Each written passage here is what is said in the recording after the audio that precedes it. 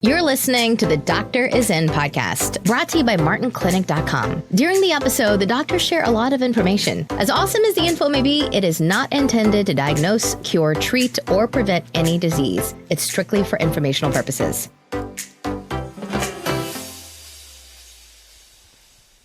Well, welcome to the podcast, The Doctor Is In, number 203.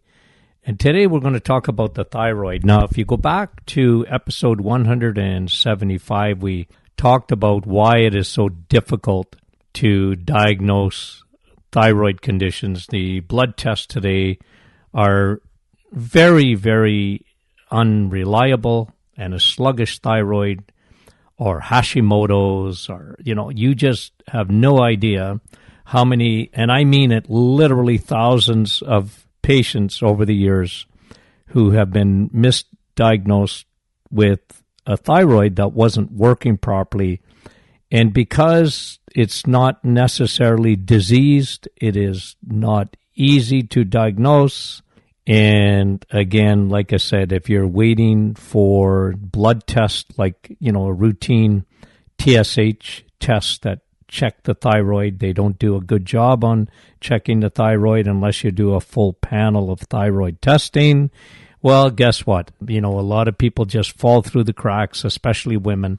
So let me just go over a few things here today. And what I really want to do is really talk about nutrients that support proper function of the thyroid. But before I do that, let me just give you some of the look, there's a broad range of symptoms, but generally, and they cross over, like, for example, you might have primary problem with your adrenal glands, and we're going to talk about that, how that can affect your thyroid. But here's generally some of the symptoms that are pretty common for a sluggish thyroid. So these are things that, again, in functional medicine is you take the lab and then you take the patient's symptoms and you marry them. It's very, very important in functional medicine to look at the symptoms the patient, if, for example, I had a lady in this morning that she was fatigued, had weight gain, had hair loss, she had brittle nails, very, very dry skin, cold hands and feet. Well, you know what? If it walks like a duck and talks like a duck, it's a duck. And so oftentimes, doctor, but your lab tests come back normally. Do you know how often I hear that in the office? So this is Dr. Martin Sr., and welcome again to another podcast of The Doctor's In, and just to talk about nutrients in the thyroid. But let me just give you some of the symptoms that you get. So fatigue, we talked about this. Weight gain, like unexplained weight gain. Like, think about this for a minute, that there are thousands and thousands of women out there, and they say to me, Doc, I actually eat less than I ever used to. Why the heck am I gaining weight? I just look at food and gain weight. Well, did you ever think for 1 minute that maybe your thyroid is not up to snuff? It's not working the way it's meant to work. Your thyroid is your metabolism. Your thyroid is your gas pedal. So when you have fatigue and weight gain and hair loss or hair thinning, brittle nails, dry skin, cold hands and feet, mood swings, muscle pain, it can be related to thyroid. Constipation, how it affects your bowel, it slows the bowel down. The thyroid even helps with peristalsis, which is the little hairs inside of they move the feces along. So if those things don't work properly, if your thyroid's not working properly, then you can have these, even constipation, brain fog, neck swelling. You see, when a patient comes in the office, one of the first things that I usually do is I palpate their neck. I want to see if their neck is swollen, their throat is swollen.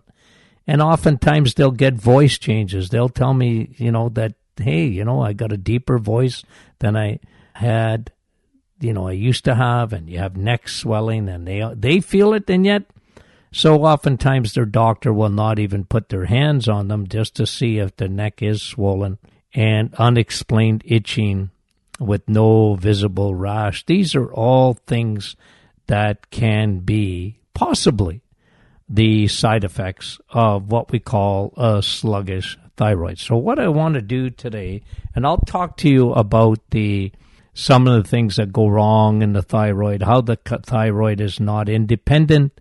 The thyroid is a puppet. It, even though it's a very, very important gland, and like I said, it's your metabolism, it's your gas pedal in your car.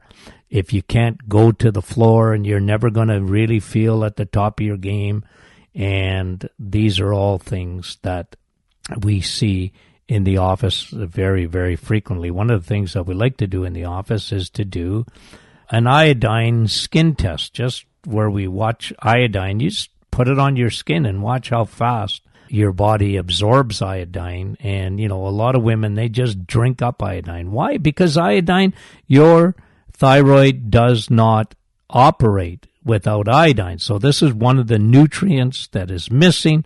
It's not in the soil anymore because iodine, your body needs iodine, and tyrosine, the amino acid, for your thyroid to work properly. So today, one time wheat in this country, go back a bit, and even the wheat in our country used to be processed with iodine. Now it's processed with bromide. And the chemical that bromide kills the iodine. You need iodine for your thyroid to work properly. And so this is why I like Himalayan salt. It has iodine in it. I like seaweed. You can take a supplement of that. If not, just take some vegetable iodine. You can actually put a few drops in water. Start with maybe 5 drops in water, and then go up to 10 drops depending on your symptoms and how you feel. And, iodine is an effective mineral. Your body needs it. It's no longer in the soil like it used to be. And so this is one of the factors in having a thyroid that's not working properly. So you need iodine and you need L-tyrosine for your thyroid to work properly. Secondly, selenium. Now, selenium, again, is found in the animal kingdom mostly, and your body needs selenium for your thyroid to work properly. And today we don't, we're very low in selenium. A lot of people don't realize that their body needs that selenium. So this is one of the deficiencies that we see. Now, you don't need to take a supplement of selenium unless if you're a vegetarian or a vegan, or you don't do well with eggs, meat, and cheese. Well, then, yeah, you need to have a good look at a multivitamin with selenium in it. We like our blood boost. I like selenium in our blood boost because oftentimes patients are deficient in it, and I need to give it to them. They're not eating enough. They're not getting it in their diet. The third one is zinc. Now, zinc is an important nutrient found again in the animal kingdom of, zinc is usually found in eggs and meat, cheese. And so if you don't get enough zinc, your thyroid's not going to work properly. And again, a lot of women today, they are deficient in it. They don't eat enough of this thing. They live on salad, chicken and salad. I get a chuckle with my patients in the office because I like to tease them a little bit. And I said, well, you know what salad is? Salad is glorified grass.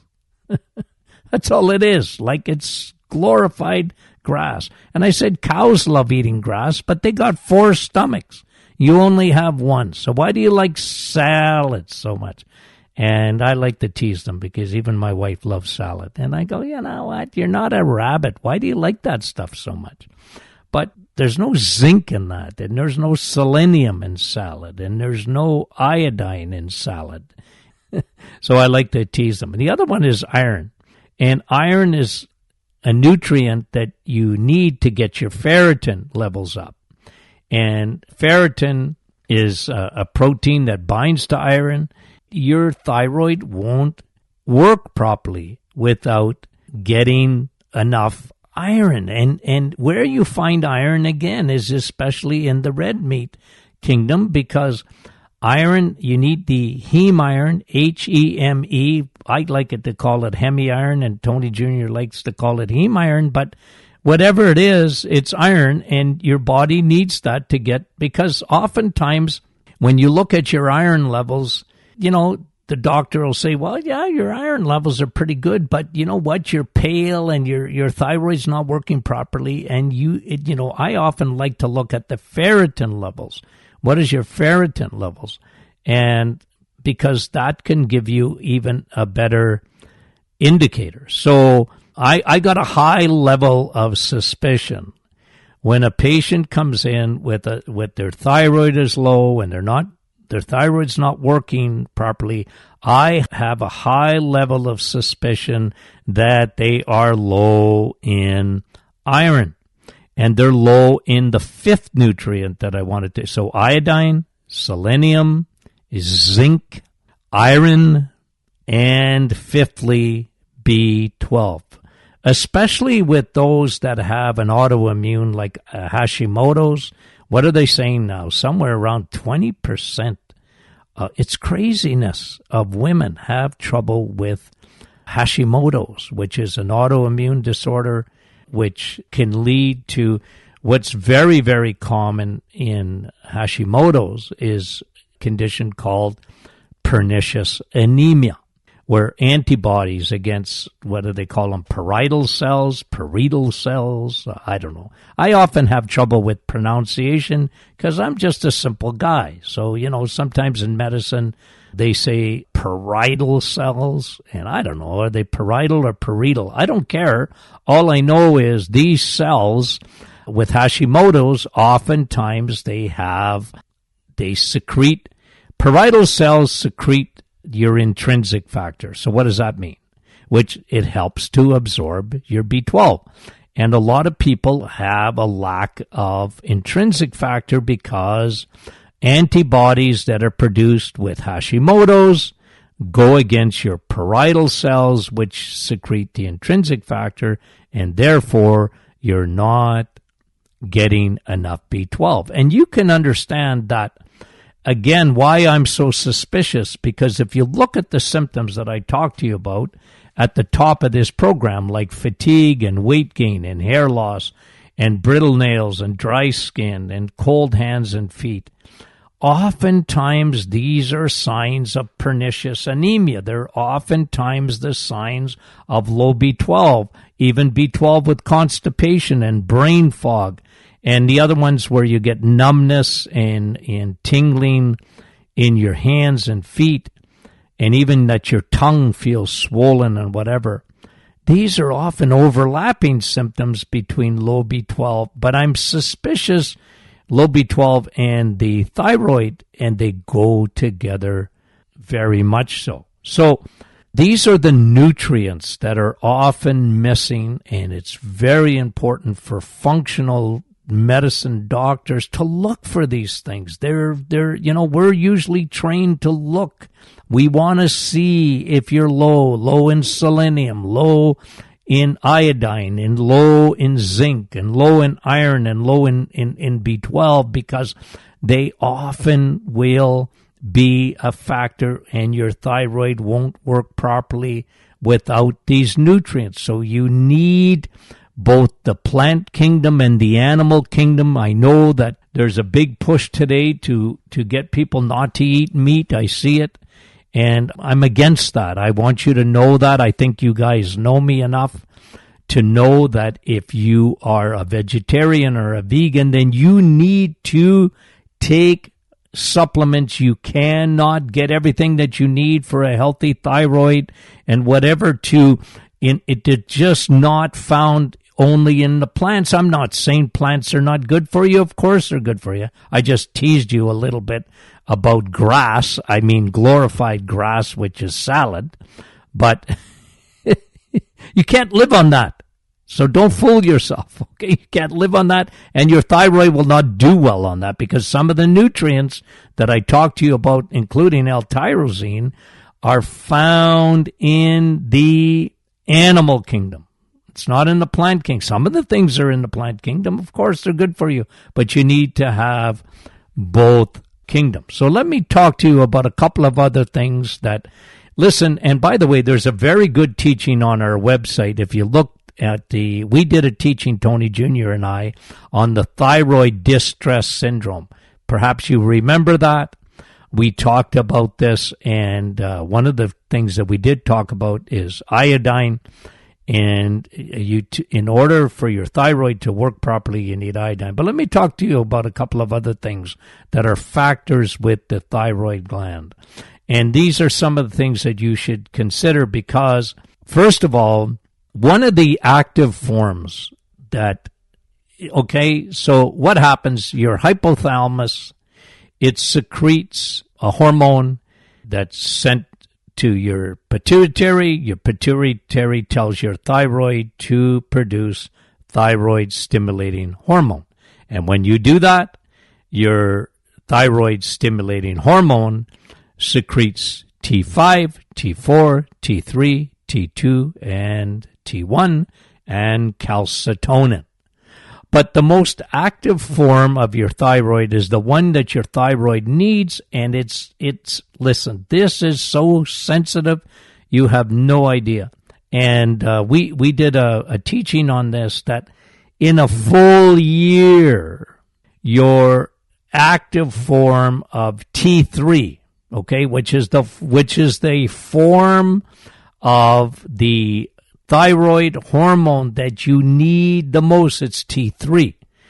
And you only produce about a teaspoon, a teaspoon of this stuff in a full year. So you can imagine that it doesn't take much to throw the thyroid off, and this is why, especially in women, but I'll talk about this, almost everything has to be perfect, including your adrenal glands. So let me tie this in. So when your cortisol is high, when your stress hormone is high, cortisol, your body makes cortisol, you need cortisol, it's part of the fight or flight, it's the long-term effect of fight or flight, but if that cortisol is secreted for a long period of time, you don't sleep properly, you secrete cortisol.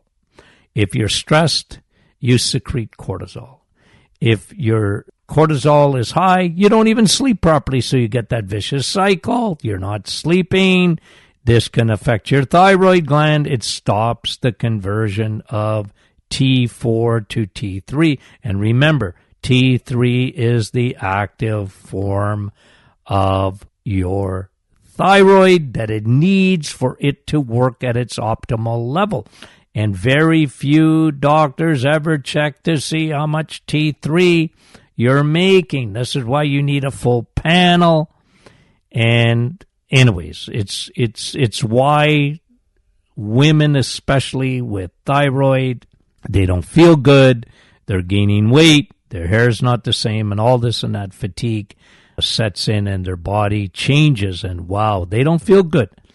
And part of it can be the lack of nutrients that I mentioned, the B12, selenium, zinc, iron, whatever, but it also can be cortisol. This is why we're so keen on looking at cortisol as part of the equation when it comes to hormones, and especially in women. Not that we don't, cortisol can be secreted by men. It's very dangerous for men to have high cortisol over a long period of time because it usually attacks their heart. But in women, it usually attacks their thyroid because it stops the conversion of T4 to T3. Now, here's another thing. Leaky gut. 20% of the conversion of T4 to T3 occurs within the gut. And if your microbiome, due to antibiotics, non-steroidal anti-inflammatories, you've had a bad diet, you're eating too much sugar, you have an overgrowth of Candida albicans, and guess what happens? It can affect your thyroid. Why is that? Because 20% of the conversion of your T4 hormones, in order to be converted to the T3 active form, the one that your thyroid thrives with, T3, gets done in the gut. So leaky gut, leaky thyroid. Even the thyroid doesn't work properly, and that is what occurs within the gut. Here's another one, okay? And ladies, this is for you. Estrogen dominance. What happens? Estrogen dominance. You're too much of a woman. You got too much estrogen. And I always give a little quiz to my patients, because when women come in and they're not feeling particularly good, and, I check their hormones and their estrogen is too high compared to their progesterone, well, what happens? Well, even in the estrogen, what it does, it changes your microbiome. And when you have too much estrogen, it inhibits again the conversion of T4 to T3. And guess what else it does? It lowers your progesterone. So even if you have estrogen dominance and your progesterone is not keeping up to your estrogen, you're going to inhibit the conversion of T4 to T3 again. So do you see all these things that can happen? Cortisol, stress, leaky gut, right? Take one antibiotic in the last year. Think of it. And you didn't take a probiotic to replenish your microbiome. Well, you know what? It can affect the conversion of your thyroid hormones. And guess what? You can start having thyroid issues after that. So estrogen dominance. Here's another one. Liver, fatty liver. Okay, why is that important? How does that have to do anything to do with my thyroid? Well, listen, 80% of the conversion of your thyroid hormones, 80% gets converted in your liver. So guess what? Your liver, well, you say, Doc, well, what's that got to do with my thyroid? Well, listen, in the liver, your hormones are metabolized in your liver. Listen, I'll just refresh your brain for a minute, okay? Cholesterol, okay? Cholesterol. You need cholesterol even to make thyroid hormones. Okay, so when you tell you're trying to, especially ladies, never try and lower your cholesterol. That's the craziest thing in the world that you ever want to do. You need high levels of cholesterol. But liver, you see, in the liver is where a lot of metabolism of your hormones take place. So your liver, in cholesterol, for example, I always tell you this, you should know it by heart. 15% of your cholesterol comes from your diet. 85% of your cholesterol comes from your liver. Your liver will produce cholesterol. Why is that? Because you can't live without cholesterol. Your hormones need cholesterol, including your thyroid hormones. They need cholesterol. So your body doesn't trust you enough. 85% will come from your liver. 85% of it. 15% comes from food. But let me get back to fatty liver. Remember what your liver is. Your liver is like a parking lot at Costco, okay? I think you understand that, okay? Because in my hometown, if I ever want to go see my patients from out of town, I go to Costco because I'm going to see all my out-of-town patients. When I want to do, I say, well, when do you want to, if they're coming from out of town, and I say, well, when do you want to come to Costco again? Okay, because, every time they come and see Dr. Martin, they go over to Costco. Because, they don't have a Costco in their hometown. They only have it in Sudbury, okay, where I have my practice. So I tease them. I say, when do you want to come to Costco again? Then you might as well stop in and see me too. But your liver is like the Costco parking lot. It's always busy, okay? And listen, when your liver is like a parking lot. Okay, so what gets parked there? Fat, right? So you're eating carbs. Where do your carbs get parked? Or you can call your liver a suitcase. If the suitcase gets full or the parking lot gets full? So insulin is like the traffic cop, and he's putting you into the parking lot. There's so many people trying to get into the mall at Christmas or whatever. There's a traffic cop out there. Well, that's insulin. It's taking your carbs, it's converting them to sugar, and sugar cannot stay in your bloodstream, so it has to be parked. It has to go into the parking lot. And so that's what happens. And when the parking lot is full, when the suitcase is full, your liver stores fat. When you get fatty liver, non-alcoholic fatty liver, because you're eating too many carbohydrates, that can stop the conversion of T4 to T3, the active form that takes place in your liver. So not just your gut, but your liver. And so this is why it's, even the diet, it's always, because at the Martin Clinic, we're always trying to get your insulin down. And the reason is, there's a lot of reasons, but one of the biggest reasons is because we're trying to keep your liver from storing too much fat. Because when it does, you can get fatty liver. It's one of the first steps in diabetes, but it also slows your thyroid down because you're not going to get enough conversion of your T4 to your T3 active form where your thyroid works at its highest level. You see how the diet is important? So not just iodine, not just selenium, not just zinc and iron and B12, but you want to lower your carbohydrates for your thyroid to work properly, because your liver, what happens at the liver, okay? So it's very important to keep the parking lot so you still have some parking spaces in there so that your insulin, so if you cut your carbs down, you are actually going to help to stimulate your thyroid. It will work more because your liver is clean, and when the liver is clear, the liver can produce more thyroid-stimulating T3, which your body needs for it to work properly. Okay, so there's my rant for today. I hope you enjoyed it, and listen, if you have any questions, you have any feedback, we'd love to hear from you, or send us an email at info@martinclinic.com. So thanks for listening. We love you guys.